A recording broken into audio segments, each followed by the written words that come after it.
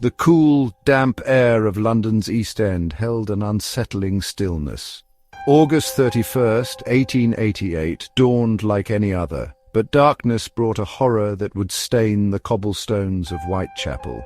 Mary Ann Nichols, a woman struggling to survive on the fringes of society, became the first victim of a nightmare. Around 3:40 in the morning, her body was discovered in Bucks Row. She lay still, her throat brutally slashed, a gash so deep it nearly severed her head. Her abdomen was mutilated, a chilling testament to the killer's fury and depravity.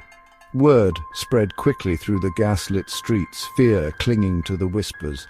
The police arrived, their faces grim. This was no drunken brawl, no crime of passion. This was the calculated work of a predator. The East End, already notorious for its poverty and vice, now trembled under the shadow of a killer who would soon be known to the world as Jack the Ripper.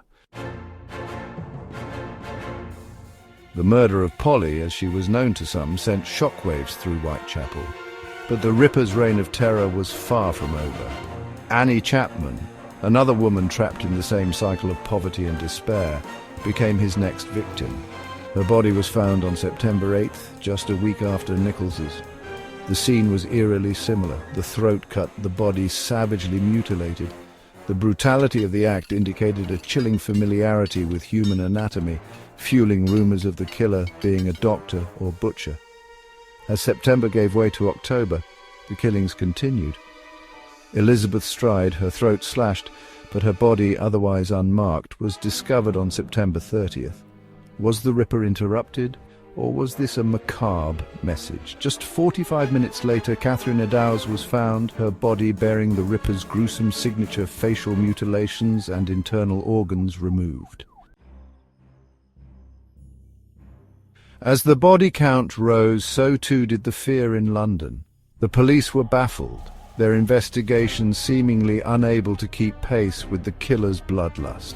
Then, a letter arrived at the Central News Agency, thrusting the investigation into a new light. The letter, scrawled in red ink and signed Jack the Ripper, taunted the police and boasted of the murders. It spoke of more killings to come, signed off with a chilling promise: "Catch me when you can." The letter, though its authenticity is still debated, sent a wave of panic through London and beyond. The name Jack the Ripper became synonymous with terror, a chilling whisper on the lips of every Londoner. The newspapers, hungry for any scrap of information, fed the public's growing fear and fascinations with the case. London, and indeed the world, watched in horror as the East End became a hunting ground. Section 4. The Hunt for a Monster. London in the grip of fear.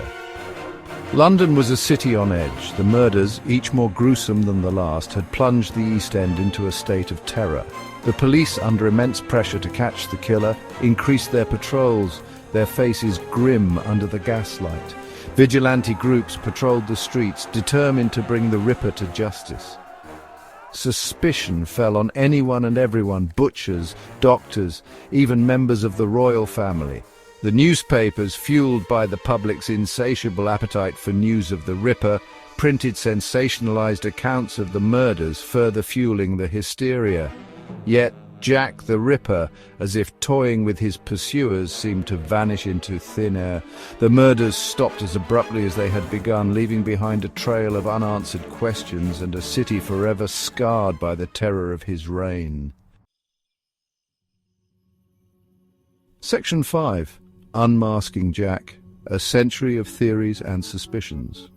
Over a century later, the mystery of Jack the Ripper continues to fascinate and horrify. The lack of a definitive answer has only served to fuel speculation, making the case a breeding ground for theories and conjecture. Countless names have been put forward as potential suspects, their lives and motives scrutinized under the harsh lens of history. Some theories point to individuals like Montague John Druitt, a barrister who committed suicide shortly after the final canonical murder. Others suggest a more sinister conspiracy, implicating figures like Queen Victoria's grandson, Prince Albert Victor. Despite the advancements in forensic technology and countless hours poured over the case files, Jack the Ripper's true identity remains elusive. The passage of time has done little to diminish the fascination with this Victorian-era boogeyman, leaving us to grapple with the chilling possibility that some mysteries are destined to remain unsolved. Section 6. An enduring enigma, Jack the Ripper's haunting legacy. Jack the Ripper's reign of terror was brief, lasting barely 3 months, yet his impact on the public imagination has been profound and enduring. He's become a monstrous archetype, a symbol of the darkness that lurks beneath the surface of civilization. The unsolved nature of the crimes only adds to his mystique. He exists in the shadows, a chilling reminder of the limitations of justice and the fragility of human life. The streets of Whitechapel may have changed, but the echoes of his crimes still resonate. Jack the Ripper, the phantom of Whitechapel, continues to haunt us. He is a stark reminder of the darkness that can lurk in the human heart and the terror that can grip a city, a chilling tale whispered across generations. His story serves as a stark reminder that some mysteries may never be solved, their secrets buried in the annals of time.